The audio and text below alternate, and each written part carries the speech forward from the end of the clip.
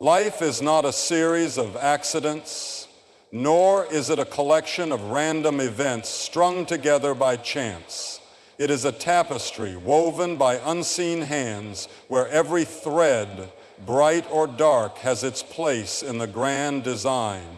There are days when the silence of heaven feels heavy, when prayers seem to vanish into the void, when suffering stretches across the soul like an unbroken night. And yet, even in those moments, something unseen is stirring. The Psalms are not just words on a page. They are echoes of eternity, vibrations of the divine, breathing life into weary bones, lifting the veils that shroud our sight. When spoken with faith, they awaken the miracles already seated within us, waiting for the appointed hour to bloom. Speak them daily and watch how the unseen currents of grace move through your life, how even the longest night gives way to dawn. For nothing in God's hands is ever wasted, and no prayer truly spoken ever fades into silence.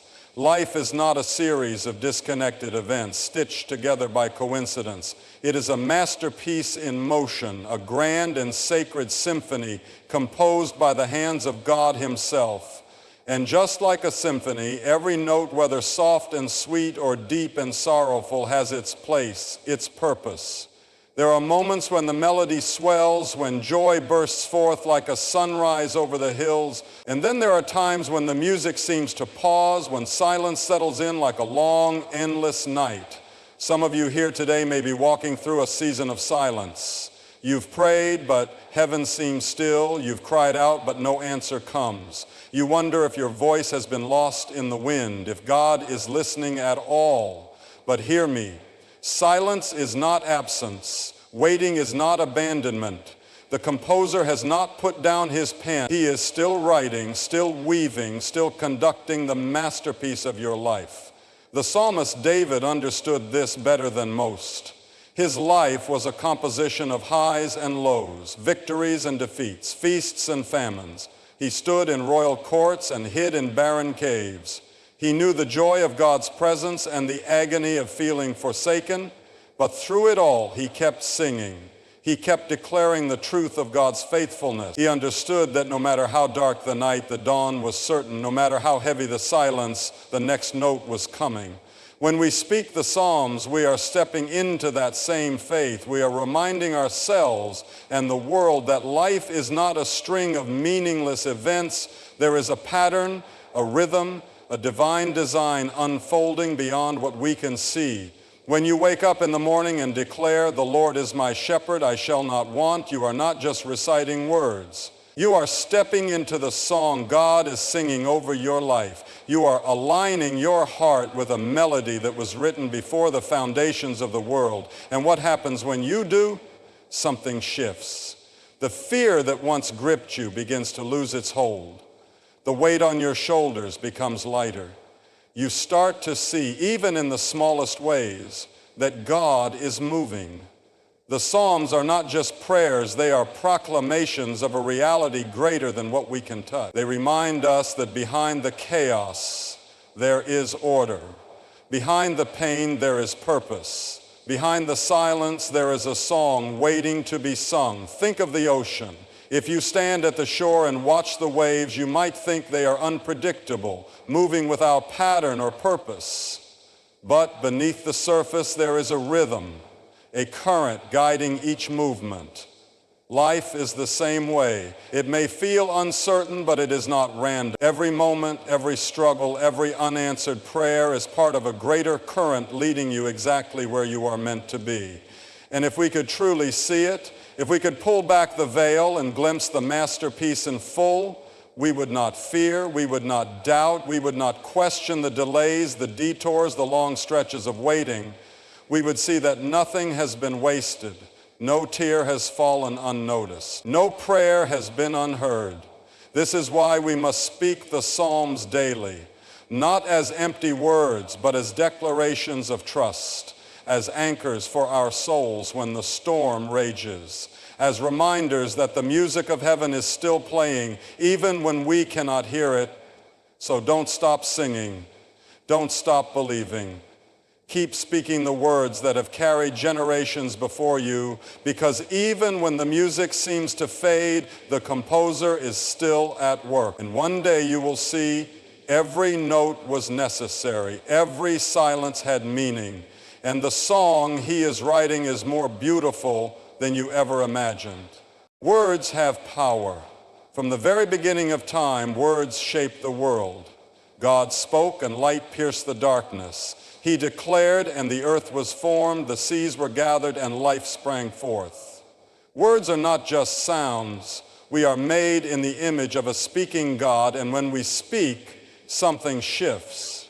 But the world has forgotten this truth. We speak without thinking. We declare defeat over our own lives. We rehearse fear. We echo doubt. We say nothing ever changes for me and wonder why our situations remain the same. We say, I'll never be free from this, and wonder why the chains still hold. But if words can tear down, they can also build up. If words can bring death, they can bring life. That's why the Psalms are more than poetry. They are more than history. They are power in our mouths, waiting to be spoken, waiting to transform the very atmosphere around us. David knew this. He was a man of war, but he was also a man of words. He fought battles in the natural, but he also understood that the greatest victories are won in the Spirit first. Before he ever held a sword, he held a harp. Before he ever commanded an army, he sang to the Lord in the quiet places, speaking truth into the air, shaping his reality with his faith-filled declaration. When we speak the Psalms, we are not just reading ancient scriptures. We are aligning ourselves with the unshakable truth of God's word. We are taking hold of promises that cannot fail. We are bringing heaven's reality into our lives. Some of you today are facing battles that seem impossible. The doctor's report says the sickness is incurable. The bank statement says the money isn't there. The relationship looks beyond repair, and in the natural, those things seem final. But what if you began to speak differently? What if, instead of agreeing with the darkness, you started declaring the light? What if, instead of rehearsing the problem, you began proclaiming the solution? Bless the Lord, O my soul, and forget not all his benefits. Who forgives all your iniquities? Who heals all your diseases? That's not just a verse. It's a weapon, a sword in your hands. When you declare it, you are not just reminding yourself, you are reminding your sickness, your fears, your circumstances that they do not have the final word. He who dwells in the secret place of the Most High shall abide under the shadow of the Almighty. That's not just a comfort, it's a covering. It is a shield that stands between you and every attack of the enemy. It is a fortress that no weapon can penetrate. Some people wait to feel strong before they speak faith. But the truth is, you don't speak because you feel strong, you speak to become strong.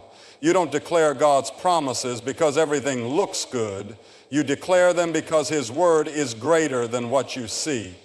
There is a story in the Old Testament where the prophet Ezekiel is taken to a valley filled with dry bones, nothing but death, nothing but despair. And God asks him, can these bones live? In the natural, the answer would have been no. But God told Ezekiel to prophesy, to speak, to declare life over what looked hopeless. And as he spoke, something happened, a noise, a shaking. The bones came together, flesh covered them, breath entered them. And what was once dead stood up as a great army. That same power is in your mouth today. Some of you are looking at dry bones in your own lives, dreams that have died, relationships that seem beyond repair, futures that look empty. But God is asking you, can these bones live? And the answer will be found in what you speak. So lift up your voice. Speak the Psalms over your life. Declare his promises over your family, your health, your future, because words create, words build, words bring life. And when you speak his word, heaven moves, miracles break forth, and what was once dead begins to rise again. There is something deep within the human heart that longs for security, for a place of rest, for the assurance that we are not alone in this journey. We walk through life carrying burdens too heavy to bear, fighting battles we were never meant to fight alone. And often, when the road becomes steep and the valley grows dark, we wonder, is anyone leading me? Does anyone see me? From the time we are children, we are taught to rely on our own strength, to find our own way, to push through life's struggles on our own. But the truth is, we were never meant to be our own shepherds. Sheep do not lead themselves.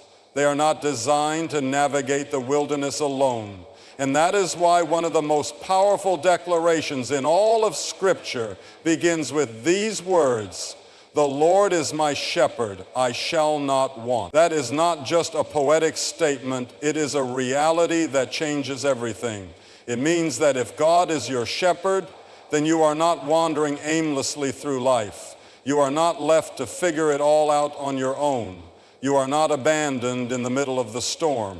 He leads, He guides, He provides, and because He is your shepherd, you will lack nothing. Not peace, not direction, not strength for the road ahead. But notice, this psalm does not promise that the path will always be easy.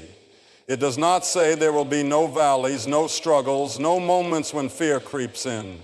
It says, "Yea, though I walk through the valley of the shadow of death, I will fear no evil, for you are with me."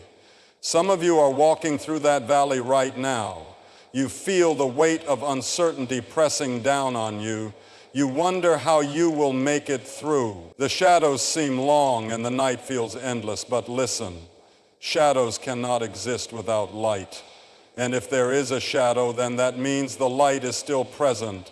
The shepherd has not left you. The valley is not your final destination. You are walking through, not staying in, not setting up camp, but passing through. And on the other side, there is green pasture, still waters, restoration for your soul. There is a part of this psalm that often goes unnoticed, but it holds a mystery of God's love that is hard to grasp. "You prepare a table before me in the presence of my enemies." Have you ever thought about that? God does not say He will remove every enemy, every hardship, every trial. Instead, He prepares a table right there.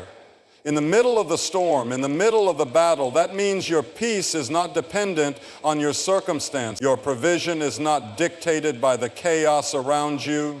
Even when trouble surrounds you, even when the world seems against you, God spreads a feast before you. He anoints your head with oil. Your cup overflows. Because the enemy cannot steal what God has already set apart for you. And when it is all said and done, when the trials of this life have passed, there is one final promise. "Surely goodness and mercy shall follow me all the days of my life, and I will dwell in the house of the Lord forever." Not maybe, not sometimes, surely. Surely goodness will follow you, not just in the easy seasons, but in the hard ones. Not just when you feel strong, but when you feel weak. Not just when life makes sense, but when it doesn't. And when this journey is over, when the last step of this life has been taken, you will not be lost. You will not be forgotten. You will not be alone, because the shepherd leads his own home. And if you follow him, you will find that he was leading you there all along. Fear is a thief.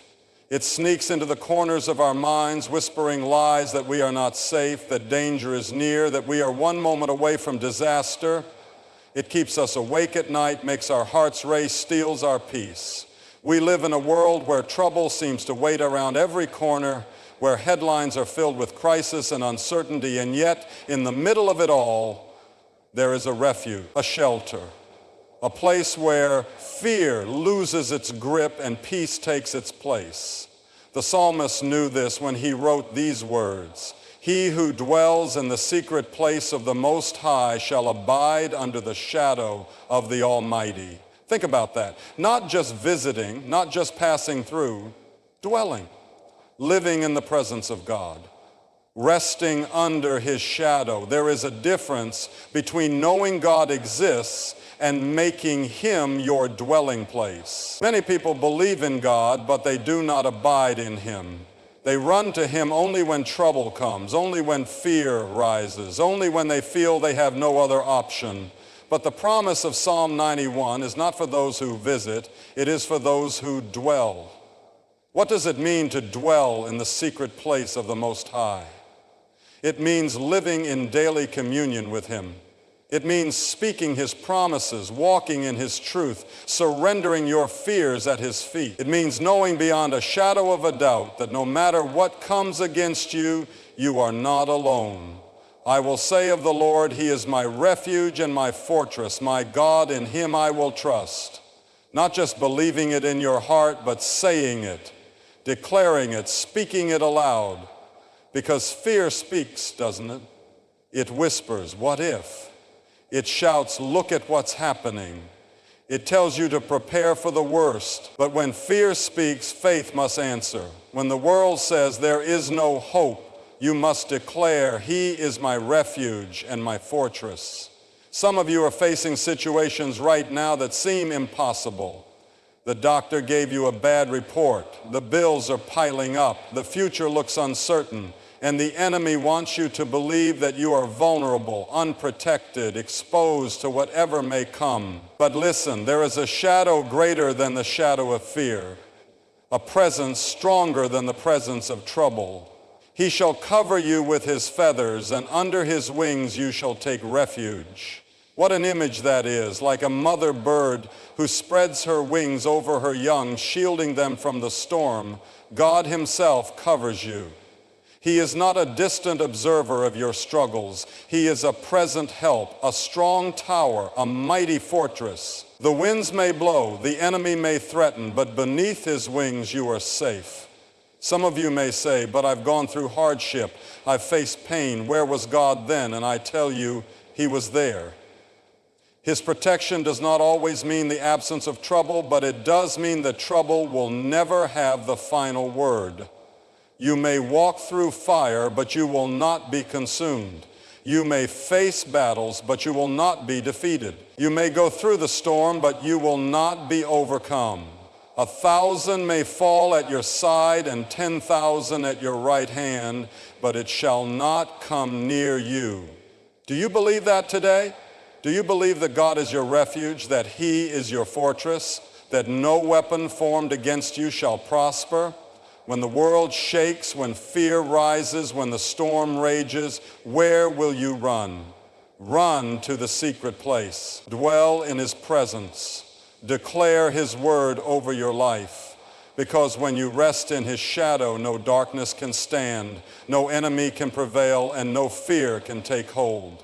There is a mystery woven into the fabric of life, something deeper than what the eye can see, something stronger than what hands can touch.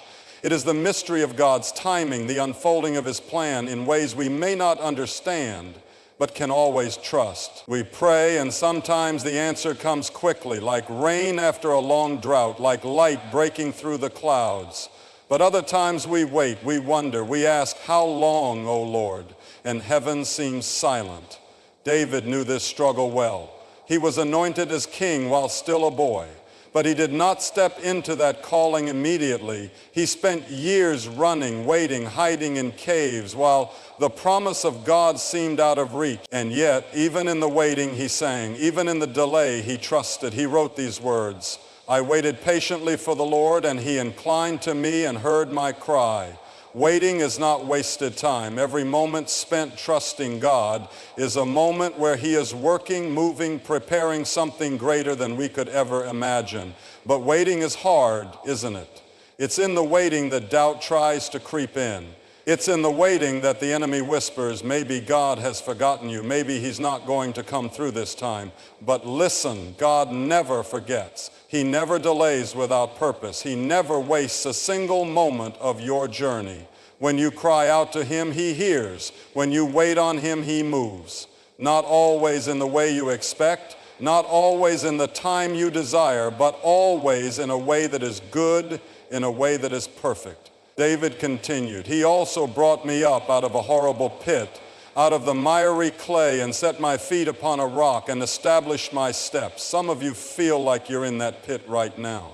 Stuck, sinking, trapped in a situation you can't escape, in a season that feels endless. But hear me, God is not just watching from a distance.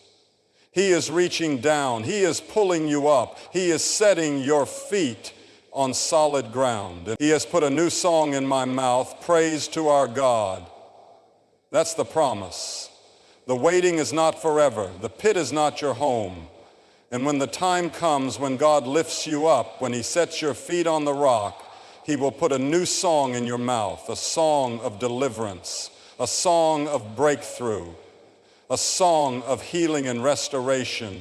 Think of Joseph thrown into a pit by his own brothers, sold into slavery, imprisoned for a crime he didn't commit. If you had looked at his life in those moments, you might have thought God had abandoned him.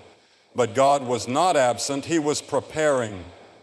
The pit was not the end of Joseph's story. The prison was not the final chapter. In one moment, God lifted him from the depths and placed him in a position of power where he would save an entire nation. And what about you? Maybe you've been waiting for your breakthrough. Maybe you've been crying out for healing, for restoration, for a way forward, and you wonder how much longer. I tell you today, hold on. Keep trusting. Keep declaring his promises. Because just like David, just like Joseph, just like every man and woman who has ever placed their trust in the living God, you will see his faithfulness. The pit will not hold you forever. The waiting will not last always. And when he lifts you up, when he establishes your steps, the song that comes from your lips will be one of victory, one of praise, one of undeniable, unshakable faith. So do not grow weary. Do not lose heart. The God who heard your first prayer has not forgotten your last. And in his perfect time, he will lift you up. There is something in all of us that longs for a place to belong, a place where we are known, where we are safe, where we are fully loved. This world tries to offer us that security in so many ways. It tells us that if we have the right job, the right home, the right relationships, we will feel at peace. But the truth is, no matter how much we gain, no matter how far we go, there will always be a deeper longing in the soul. Because we were made for more than this world, we were made to dwell with God. David understood this longing. He was a man who had seen both the heights of glory and the depths of despair. He had known the wealth of a king and the loneliness of an outcast. He had seen victories in battle and moments of overwhelming failure. And yet through it all, his greatest desire was not for power, not for riches, not even for safety. His greatest desire was for the presence of God. That is why he wrote these words, "One thing I have desired of the Lord, that will I seek, that I may dwell in the house of the Lord all the days of my life, to behold the beauty of the Lord and to inquire in his temple." Think about that. Of all the things David could have asked for, this was his greatest longing, to dwell in the presence of God. Not just to visit, not just to experience it once in a while, but to remain, to abide, to live in the nearness of the Almighty.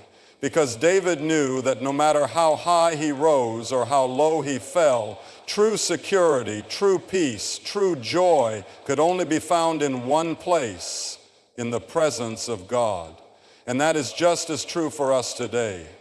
This world is uncertain, circumstances change, people come and go, but there is one place, one presence, one foundation that will never shift, never fade, never fail. When we dwell in him, when we make his presence our home, we will never be without hope. David goes on to say, "For in the time of trouble he shall hide me in his pavilion, in the secret place of his tabernacle he shall hide me. He shall set me high upon a rock."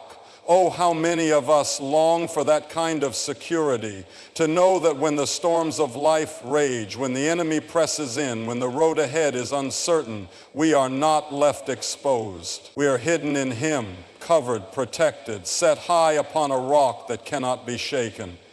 Some of you today feel like life has been shaking you. The winds have been strong. The trials have been relentless. You wonder if you can hold on much longer. But hear me, God is your refuge. He is your hiding place. And when you run to Him, when you dwell in His presence, you are not just surviving the storm. You are standing on a foundation that cannot be moved. And there's something else about this psalm, something powerful. David doesn't just talk about surviving. He talks about victory. And now my head shall be lifted up above my enemies all around me. Therefore I will offer sacrifices of joy in His tabernacle. I will sing. Yes, I will sing praises to the Lord. That is the promise. Not only will God shelter you, He will lift you up. He will set you above the very things that tried to bring you down. And when He does, your heart will not be filled with fear, but with praise. So let me ask you, where is your dwelling place? Are you standing on shifting sand, trusting in things that will not last? Or have you made the presence of God your home, your refuge, your one desire? Because if you dwell in Him, you will never be lost. If you abide in Him, you will never be without hope. And when all is said and done, when this life fades and eternity begins, you will find that the longing of your heart was leading you home all along. There is a power in the spoken word. From the beginning of time, God has shown us this truth. Let there be light, He said, and light burst forth into the void. With His voice He shaped the heavens, filled the oceans, and set the stars in their places. And then He created us in His image after His likeness, not only to reflect His nature, but to carry the same authority in our words. But somewhere along the way we forgot. We began to speak carelessly. We let fear and doubt take hold of our tongues. We started speaking more about the size of our problems than the greatness of our God. And when we did, we saw the effects. Worry grew stronger, faith grew weaker, and the world around us seemed darker. But the psalmist understood the power of declaration. He knew that words hold weight in the spiritual realm, that what we speak has the power to shape the atmosphere of our lives. That is why he wrote, I will bless the Lord at all times. His praise shall continually be in my mouth. Not just in times of joy, not just when the path is smooth, at all times. In the valley, in the storm, in the waiting, when fear whispers its lies, when circumstances seem impossible, when hope feels distant, His praise shall continually be in my mouth, because praise is not just a response to what we see. It is a weapon against what we fear. Some of you today are facing battles that seem overwhelming.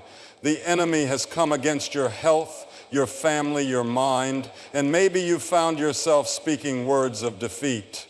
I don't know if I can make it. I don't know if things will ever change. But hear me, there is power in your declaration. The psalmist did not say, I will bless the Lord if I feel like it. He did not say, I will praise Him when my situation improves. No, he made a decision, I will bless the Lord at all times. Because praise shifts the atmosphere. Praise invites heaven into your circumstances.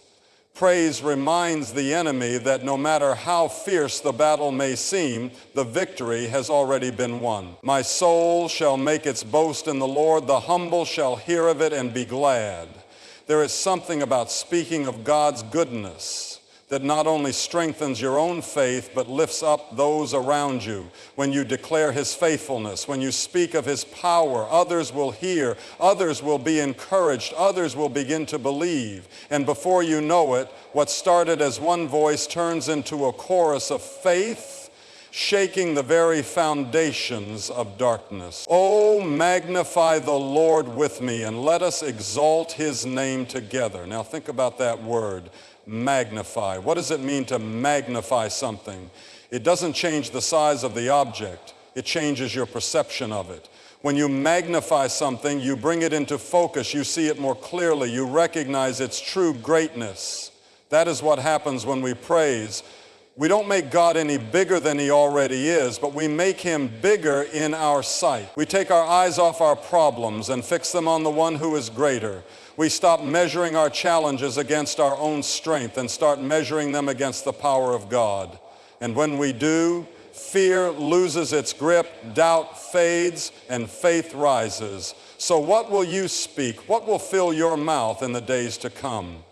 Will it be the language of fear, the whispers of doubt? Or will you choose to declare his greatness, to magnify his name, to fill your heart and your home with the sound of praise? Because the words you speak today are shaping the world you will walk into tomorrow. And when you choose to bless the Lord at all times, when you let his praise be continually in your mouth, you will find that miracles don't just happen around you, they happen through you.